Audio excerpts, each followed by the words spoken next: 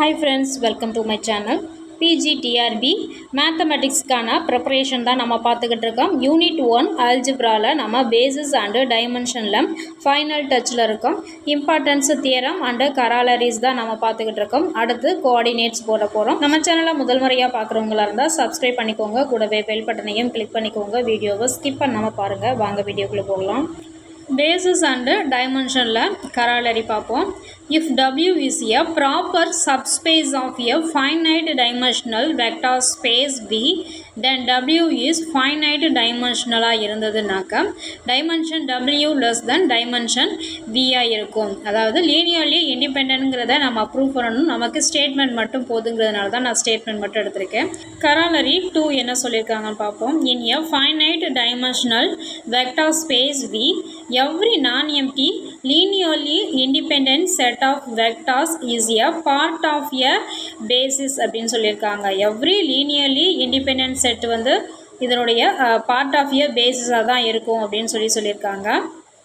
Let A be a n cross n matrix over a field F and suppose the row vectors of A form a linearly independent set of vectors in F power n, then A is invertible. இதுக்கு நாம என்ன சொல்லணும் அப்படின்னாக்க alpha 1 and so on alpha என்கிறது row vector of ஏல இருந்துச்சுனாக்க suppose W is a subspace of F power nக்கு சப்ஸ்பேஸாக இருந்துச்சு அப்படின்னாக்க alpha 1 alpha 2 and so on alpha n span பண்ணும் அப்படின்னு சொல்லியிருக்காங்க. Sense alpha 1 alpha 2 are linearly independent of dimension W is in n அப்படின்னு சொல்லியிருக்காங்க. கராலரி 1 படி, அதாவது dimension W less than dimension V அந்த கராலரி படி is so that W equal to F power n அப்படின்னு சொல்லலாம். F power nல ஏங்கிறது n cross n மேட்ரிக்ஸஸாக எடுத்திருக்கோம். இந்த மேட்ரிக்ஸ் இன்வெர்டிபிளாகவும் இருக்கும். Theorem: if W1 and W2 are finite dimensional subspace of a vector space V, then W1 plus W2 is a finite dimensional and dimension W1 plus dimension W2 equal to dimension W1 intersection W2 plus dimension W1 plus dimension of W1 plus W2 அப்படிங்கிறத நாம் prove பண்ணணும். இது ஒரு important theorem. இந்த தியரத்தில் இந்த ஃபார்முலாவை நமக்கு கேட்குறதுக்கான வாய்ப்புகள் இருக்குது. ப்ரூஃபில் தியரம் 5 நாம் யூஸ் பண்ணுறோம் அண்ட் இட்ஸ் கராலரிஸை யூஸ் பண்ணி W1 intersection W2 has a finite basis alpha 1 and so on alpha k which is a part of a basis அப்படின்னு சொல்லலாம். அந்த பேசிஸை alpha 1 and so on alpha k, beta 1 and so on beta m for W1ல இருக்கிறதா எடுத்துக்குவோம் and part of a basis படி.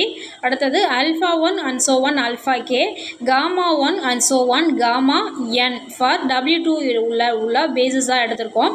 அப்போ the subspace W1 plus W2 is spanned by the vectors இருந்தது அப்படின்னா இதில் உள்ள set of vectors alpha, beta and gamma இந்த மூணுமே செட் ஆஃப் வெக்டார்ஸாக இருக்குது.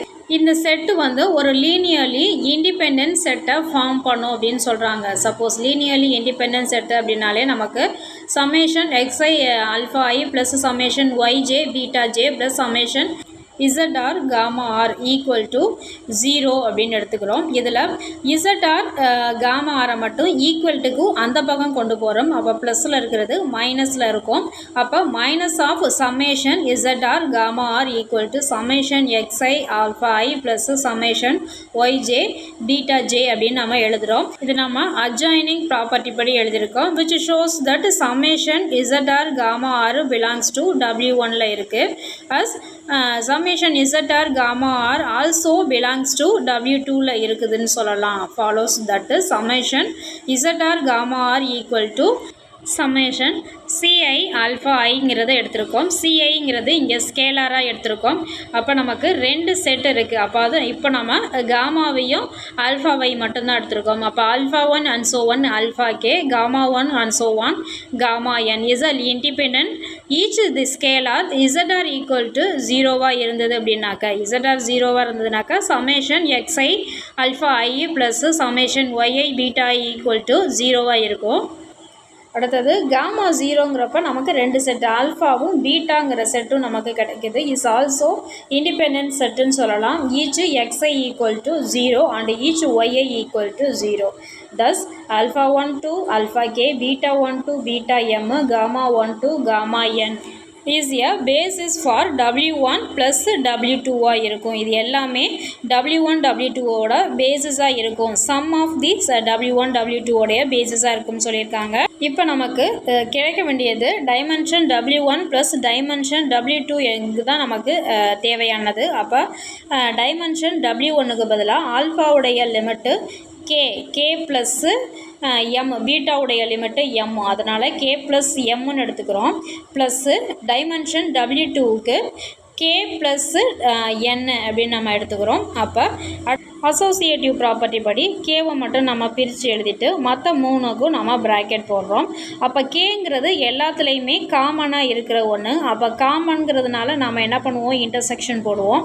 அப்போ dimension W1 intersection W2 plus dimension of W1 plus W2ன்னு எழுதலாம். அப்போ நமக்கு தியரத்துடைய ரிசல்ட்டு கிடச்சிருச்சு. Dimension W1 plus dimension W2 equal to dimension W1 intersection W2 plus dimension W1 plus W2. Okay friends, இதோடைய பேசிஸ் அண்டு டைமென்ஷன் டாபிக் முடிஞ்சது.